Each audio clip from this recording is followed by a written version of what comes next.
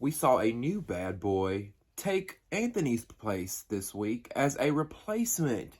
Bad boy Adonis has joined the club. You're watching the official Bad Boys Texas after show only on Damien After Dark. I'm glad you guys are back. Welcome, welcome, welcome.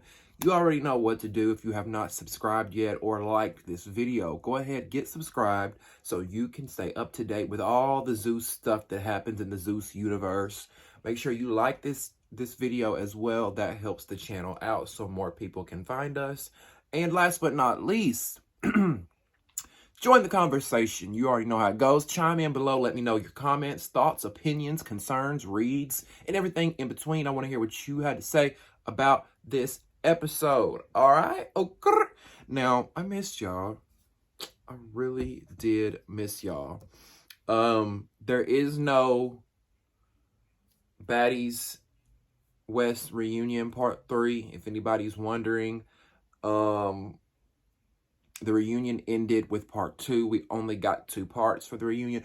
And I mean, I'm okay with that. I don't think we needed a part 3. After what they showed us in parts 1 and 2, what would have gotten for part 3? What we would have gotten? A bunch of yelling and a bunch of bullshit? Never. So let's get into the episode, right? This is Bad Boys Texas, Season 2, Episode 6. Now, Chef D, if you remember last week, Chef D is upset about his money, right? He says that Carry On and Raz V, Chef D says that Carry On and Raz B owe him money, and he is pissed about it, and he is not going to stop charging y'all and plummeting y'all and throwing fists at y'all until he gets his money. Now, cheers. If you're drinking, I'm not a big drinker unless I go out, so I got my H2O. But if you're drinking, if you're smoking something, cheers to the girls' weekend. Okay? No, but for real, let me get a little drink of water and we'll get started, y'all. I promise. I'm just so thirsty.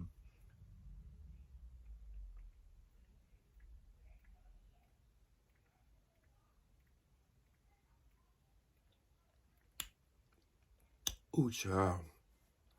Sometimes ain't nothing like some just good cold water. You know what I'm saying?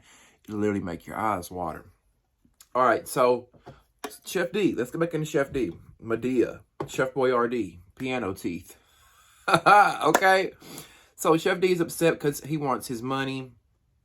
So remember last week, we saw Carry On, Raz B, Mo City, Prince. They're just chilling at the house. Then we see Orlando, Chef D, Jonathan. They walk up. Big Lou, they're walking up, greeting the boys, whatever. And Chef D greets the boys with, "Where's my fucking money?" And he charges at Carry On. And him and Carry On are going at it. Now, here's my thing. Y'all know I'm not a big Chef D fan. It's obvious. I don't think many of the people watching this season like Chef D at all. But if y'all owe this boy money, if y'all owed money, if he gave y'all money for strippers, if he bought the bottle and said he was, you know, y'all pay him back, whatever, give this boy this money if you agreed to it. This is the problem that I have. I know Chef D's a stunt queen. I know he likes to lie a little bit here and there. So I don't know what's true. However, he is being very persistent in wanting this money. So my thing is, if you owe this man his money, give him his money so he'll leave you the fuck alone and stop with all these you know, the shit he's doing. Because Chef D, it feels like, to me, I don't know about y'all, but to me, it feels like Chef D is going to keep on picking and picking and picking at these people who are smaller than him until somebody clocks that motherfucker straight in the head. That's all it's going to take. Is, did y'all notice when Big Chris, the security guard, shoved his ass to the ground last season, Chef D didn't get back up and try it? Y'all notice that? He left it alone when somebody his own size came knocking on his front door. Okay? Now, here go Raz B. Chef D is, you know, going back and forth with Carry On Raz B, talking about want his money, want his money. Here go Raz B. I don't know what our beef is, dude. I don't know what our beef is. but you made me a hamburger and it was good. I've been waiting to taste your food. I'm not no confrontational ass dude. Like, girl, what? If you don't take your 2-foot ass back to LA with this bullshit, I don't know what. Because look, here's the thing. I'm not a confrontational person either. I'm not. I don't like to fight. I don't like the drama, but I will. We can go there.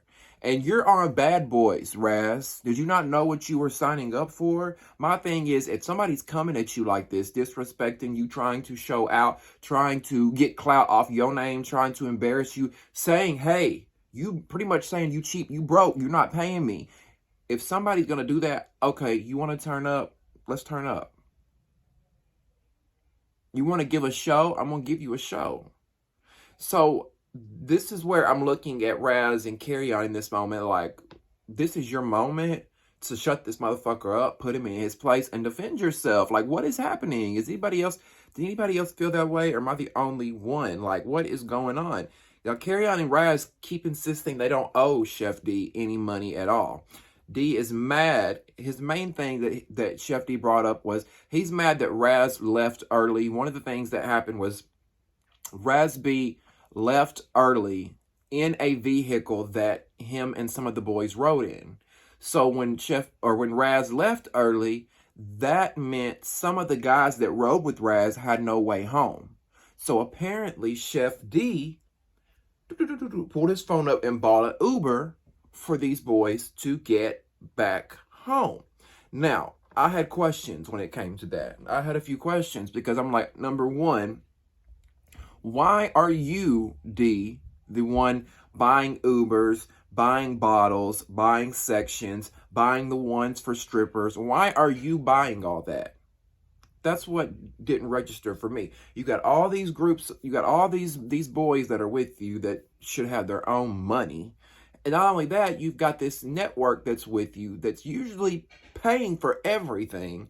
So I'm just sort of confused as to why you were buying all this shit. Because in that moment, I'm thinking like, okay, that's your dumbass fault. You wanted to buy the section, you wanted to buy the bottles, you want to pay for the strippers, and then you want to say, oh, everybody just pay me back later. I would have never done that to begin with. We would have all pitched in. I'm buying a bottle, this is my bottle.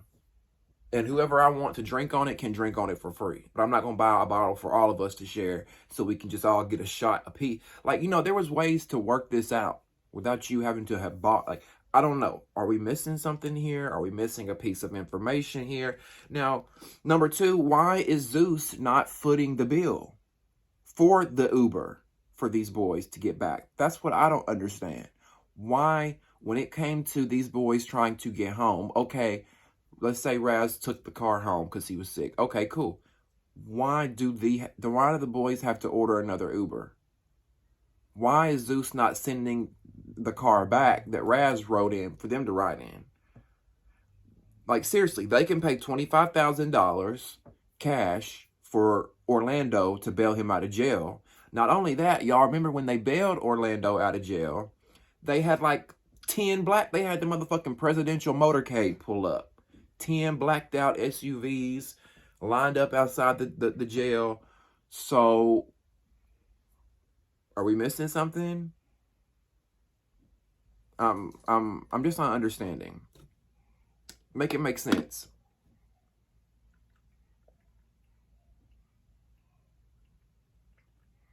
Now, after all this back and forth, after Chef D has done attacked Raz B, he finally ends up saying, you know what, bro? Send me your Cash App. What's your Cash App name? I'm going to Cash App you some change right now. Now, I thought y'all didn't owe him no money. If I didn't owe nobody no money, I'm not going to Cash App them shit. So why is Raz B all of a sudden Cash Apping Chef D? So y'all did owe this boy some money. So now I'm looking at Carry On sideways like, you going to pay up? Because Raz B just contradicted everything that y'all said prior to this. Oh, we don't owe you no money. Oh, we don't owe you no money. Then why are you Cash Apping Chef D? That's the least y'all could do, is pay this man his money. As I've said a second ago, I don't care for Chef D like that. But if you owe the man money, pay him his money back. And we could squash all this shit and it be out the door. Now, Carry On, baby boy. Y'all know I love me some Carry On ever since season 1. He's always been one of my faves. I've always loved how unproblematic he was. However, I feel like they making you look real sad, Carry On. You're making you look real sad. You done ran from Chef D. Every moment you get, you trying to run behind security. And now in this moment, we see you and Chef D fighting. And Chef D didn't whoop Carry On's ass. But I wish I could have seen Carry On hand it to him. Let's just say that. Because at one point we see Chef D swing at Carry On and he hits the floor. He's on the ground. Security trying to guard Carry On. And I'm just like, Carry On, what are you doing, babe? Like, if you can't fight, that's fine, okay? Everybody can't fight. I get that. But I don't know. I just wanted to see more from Carry On in that moment. Stand up for yourself. Put Madea in his place. Send Chef Boyardee back to the motherfucking kitchen. Or just cash app him the money. Like what? Because I don't know. I feel like the only reason Carry On is there, just to be honest with y'all, is for money. I feel like the only reason Carry On signed back up for this show, let's face it, he has nothing else really going on other than living in the shadows of Kirk Franklin. No shade. It just is what it is. We don't really hear any other things out of Carry On other than when he's fighting with his father. And listen, I don't blame him. If I was him and I'm like, my father is Kirk Franklin, I'm trying to forge my own path. I'm trying to find my own identity. Let me go join this show where I can get a platform. I can make a quick $50,000, $100,000 and or however much they make, I don't know. And I can go home. I think that's what Carry On was thinking. And even though he fought last season, I felt like he had an easier season last season than he did this season. Do y'all think so?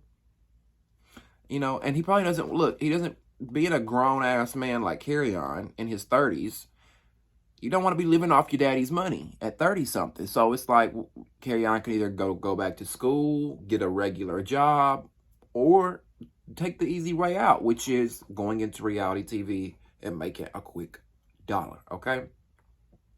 Now, after all this shenanigans between D and Raz B and Carry On, Orlando walks up. We see Orlando walk up, and he and Raz kind of start arguing about the situation where Orlando threw Raz under the bus. Remember, he threw Raz under the bus by telling everyone what Raz told him. Raz told Orlando that D was going to try to jump on Prince. So Raz claims he was trying to give Orlando a heads up. I don't know why he was giving Orlando a heads up, because Orlando's not the one that D is saying he wants to jump on. So why he was giving Raz a heads up, we don't know. That's why the whole house is looking at Raz B as messy at this point. They're like, why are you going back and telling, you know, these different things? So Raz keeps saying, you know, him and Orlando are going back and forth, trying to defend their stance on how they feel about this situation. And Raz keeps saying, fuck the cameras, fuck this Zeus shit. We supposed to be brothers. We brothers this, we brothers that. And I'm just like, that's where you got it fucked up, Raz. You keep throwing out this brother card. Orlando is not your brother. Like that. Like, you think that you and him are like this, like y'all done grew up together and hung out all, you know, and all this other shit. When in reality, you know, the number one rule in Hollywood is not to trust any of these industry hoes. So I'm just taken aback that Raz keeps saying, you know, we brothers, dog, we brothers. Why are you gonna go back and say that? You my brother. That's where you fucked up. You put too much trust in this person that you don't really know like that. Yes, y'all were in the same industry, but you were singing on stage, performing with a boy band, and he is in LA filming Disney Channel That's So Raven on a studio lot. Y'all are in two separate places. Like, how y'all are, like, I get it, what he's trying to say. Like, we come from the same industry. We're brothers. We probably took pictures on a red carpet together. But are y'all really brothers like that? Because let me tell you, if my brother was on the show with me, he wouldn't have went back and repeated what I told him. I'm just saying. Now, they're on the bus. We see them on the bus going to their next club appearance. And Big Lou brings up how everybody on the bus, you know, we all bad boys and we all have faith and we all believe in God. I'm just like, where is this conversation going? And then he points out to Ara that Ara is the only one that doesn't really believe in God. Which Ara says, it's not that I don't believe in God or a higher power. I'm just not going to believe something because a herd of people are believing that. He's saying just because a lot of people over here believe in God, I'm not going to believe in God just because you all say you believe in him. Now, we see Most City and Orlando, they both chime in and they go into this thing about how they've had encounters in life that made them believe in God. They've had moments in life to where they knew that God was real and you know, just kind of, I don't want to say it felt like they were preaching at him, but it did kind of feel like they were preaching at him in that moment. And it's no disrespect. Let me just say, here's the thing. Let people believe what they want to believe.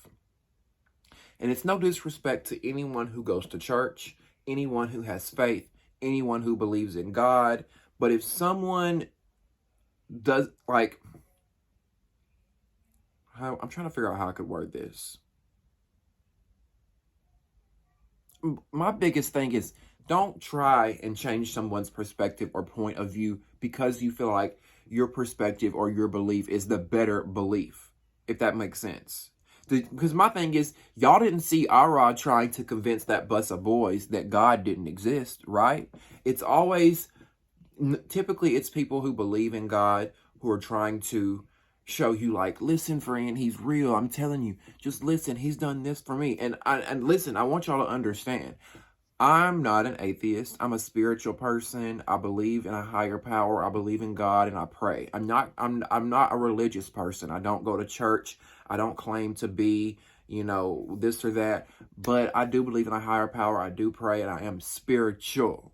Like a lot of millennials are. You know, a lot of us, like myself, we who grew up in church or grew up being told a certain thing, we kind of shifted from that idea and we've kind of developed our own relationships with God and figured out how we wanted to navigate the journey of faith, of having faith, if that makes sense. But I don't care if you're an atheist. I don't care if you're you go to church 7 days a week. That's your belief and that's what you believe. I'm not going to try to change what you believe or how you believe because of how I'm living. Y'all see what I'm saying? And it kind of felt like in that moment on the bus, they were looking at Ara like, what? You don't believe in God? Like, let me tell you what he's done for me. Let me try to, like, that's that man's beliefs. That's that man's beliefs. Okay? How do y'all feel about that? Just curious, how y'all felt about the whole God and spiritual conversation. I'm actually surprised that conversation didn't go left because you all know when you bring up politics and religion, it tends to go left, okay? It tends to go left. So I'm really surprised that conversation did not go left. Now, they get to the club, and Orlando is so drunk that he can't even get into the club. Like, he's falling over. Once they finally get him into the club, he's knocking over bottles and shit. Like, they should have just left him in the van and let him sleep this shit off at this point because, you know, when you go out and you got that one friend you got to babysit, you got that one friend that's a hot mess that can't hold their liquor, and you're just like, that was Orlando in that very moment. It was just a hot ass mess. So they go out to the club. They actually went to 4 clubs that night. They were out so long and so late that they didn't get home until 7 a.m. that next morning. Now, Big Lou ends up getting sick, which I see why, because all that drinking, like if y'all saw the footage, if you watched the episode, y'all saw them just turning back bottle after bottle after bottle, whoop, whoop, partying it up, having a good time, whatever, yada, yada, yada. It looked like fun, don't get me wrong, but I know me, I don't know about y'all, but I know me. Had I been drinking like that, I would have been to bed for 3 days. Like, real talk. I would have been so hungover. I do not handle hangovers or alcohol very well. That's why I try to like pace myself when I go out, like a little bit here, a little bit there, not facing the liquor or anything. So Ara the next day goes in Big Lou's room and checks on him.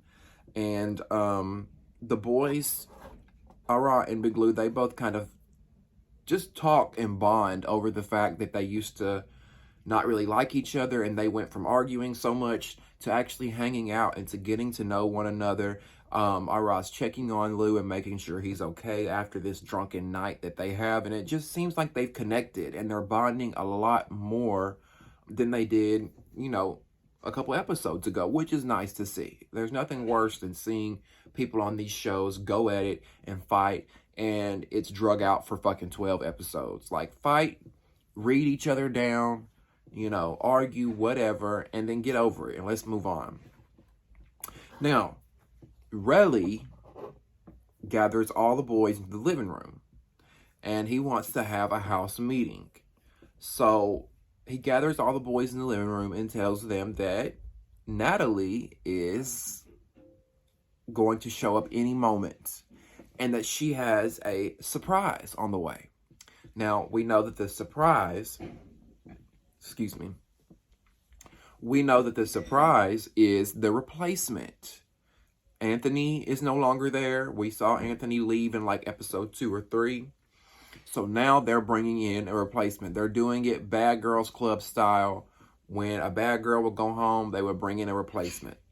Now, before Natalie gets there with the replacement, they're all talking about how they can make money. So here's the thing. Y'all know when baddies went on their little tour, they went to these clubs too, and they would make a stack. They'd make a cut. They'd make $1,500, $2,000 a piece going to these clubs and partying for the night. Apparently, these boys ain't even getting paid to do that, because they, at this house meeting, are trying to figure out how they can promote themselves and how they can brand themselves as the bad boys and how they can get to the bag and how they can make money. And I'm just over here like, wait, what? Y'all haven't been getting paid at these club appearances y'all are going to? Why are y'all just now trying to brand yourself? And y'all are doing the same shit that season 1 Bad Boys did.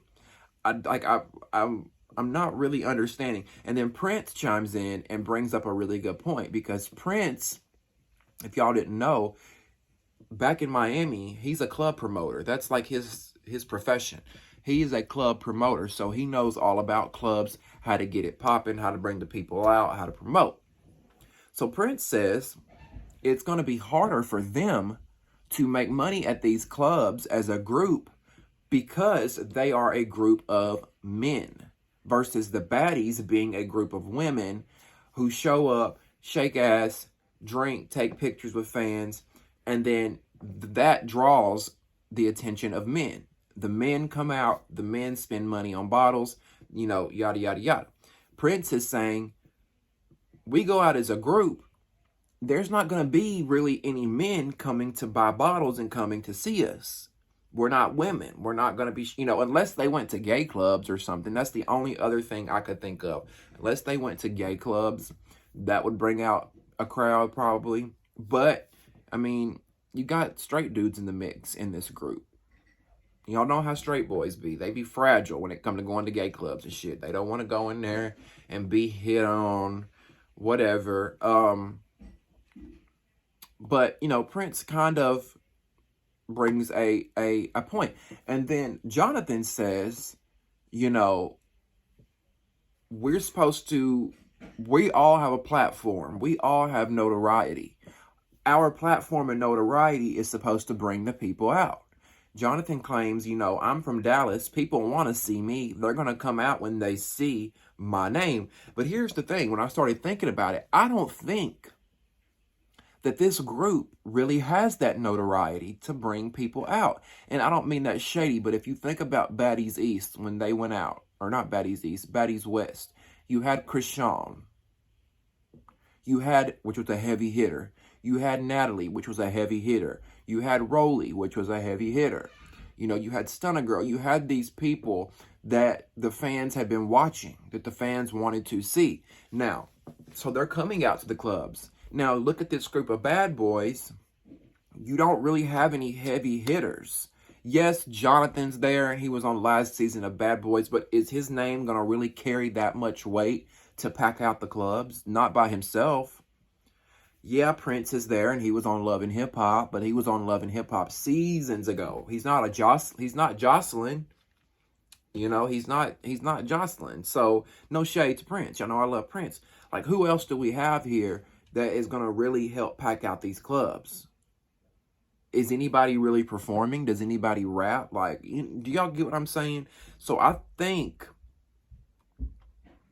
they're going to have an issue with getting paid going to these clubs. I really do. Maybe if Zeus promoted them, I don't know. Maybe Zeus should put out a promotion and put at the bottom, we will be filming for Bad Boys. Maybe that could bring out people when they know y'all are actually filming the show.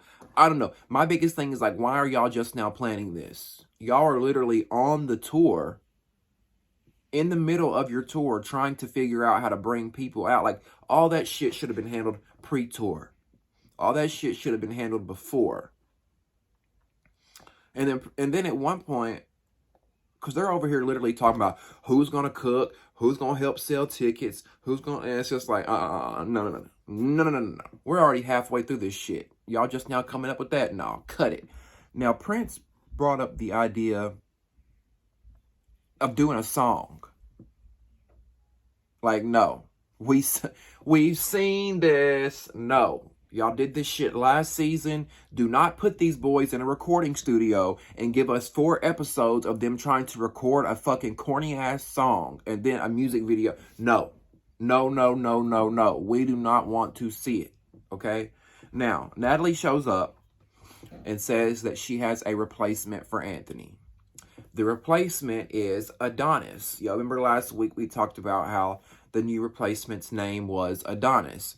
So, as we discussed, Adonis shows up, and he's cute. I like Adonis. He's cute. I'm glad we got some fresh energy in the house. Someone who can shake things up. Adonis looks like he ain't no pussy asshole. Adonis looks like he ain't gonna let Chef D try to bulldoze and bully and act a fool. So I'm interested to see what Adonis brings. Now, apparently, Adonis and Chef D have some issues going on outside of the house. Now, catch this. Chef D claims that Adonis, he's like, I got a problem with Adonis because he been talking shit about me on social media before the show started. And I'm just like, no, wait a minute. This sounds all too familiar. Anybody that Chef D has gotten into a fight with in this house, he tries to justify it by saying they were talking shit about him on social media prior. So I notice a pattern. And it makes me wonder, like, why are all these grown-ass men talking shit about you, Chef D? Why would they care enough to be talking shit about you before the show? It just doesn't make sense. And it seems like, yet again, here we go. Is Chef D looking for his big moment? He looking for his time to shine. When in reality, he looks a fucking fool. All these guys are just talking shit about you out of nowhere?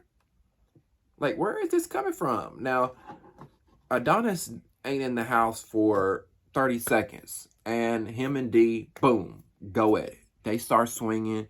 They start fighting right off the bat. Go figure, though. Zeus cuts the episode, and they're going to make us wait until next week to see what happens. Fill the episode. Y'all know the Zeus formula. fill the episode with pointless, boring shit, and then wait the last 2 minutes to give us a little bit of action just to reel you in for next week. That's what happened yet again. Now, what I'm hoping happens next week when we watch, I hope we get to see Adonis pummel the fuck out of Chef D. I hope we get to see Adonis break that motherfucker down, okay? But there's only one way to find out. There's only one way to find out, by tuning in next week to the Zeus Network. And then after you tune in to Bad Boys Texas on the Zeus Network, come right on back to the Damien After Dark channel and check out the official Bad Boys Texas After Show, only right here on Damien After Dark. Now, before we go, I want to know from you, what did you guys think of this episode? Also, let me know what you guys think about the boys kind of questioning Ara when it comes to his spiritual and religious beliefs, or non-beliefs, so to speak. Also, what do y'all think about the boys just now trying to get their tour together when it comes to promotion and getting paid at the club? Like, it seems a little too late, right? I want to hear from you. Let me know what you thought of this episode overall. I really appreciate you guys for tuning in to another episode of the Bad Boys Texas After Show. Make sure you subscribe to the channel and get locked in to all things Damien After Dark. Click the thumbs up button and like this video to support the channel. It's completely free to do. And last but not least, join the conversation. I want to hear what you had to say about this episode and about the new bad boy Adonis. Let me know in the comments below if you have any tea or anything like that. I'd love to hear it. Thank you guys so much for tuning in, and we'll see you next time on Damien After Dark. See you.